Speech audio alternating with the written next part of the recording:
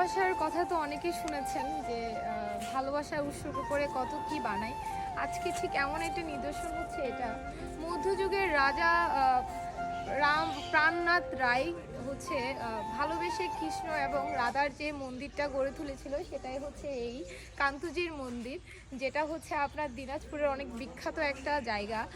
আমরা অনেকেই শুনেছি বা বইয়ে পড়েছি, আজকে সেটা হচ্ছে যে বাস্তবে দেখলাম।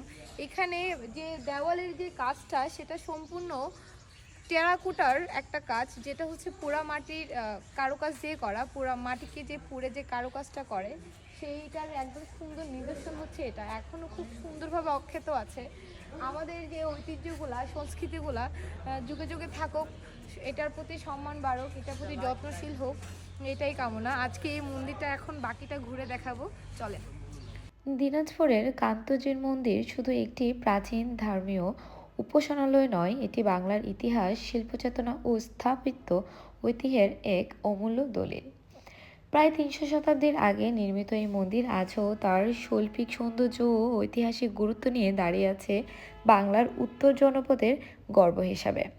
কান্তজির মন্দিরের প্রতিটি দেয়াল, প্রতিটি পোড়ামাটির ফলক যেন অতীতের জীবন্ত সাক্ষ্য বহন করে, যেখানে ধর্মীয় বিশ্বাস, সামাজিক জীবন, সাহিত্য ও সংস্কৃতির এক সূত্রে মিলিত হয়েছে।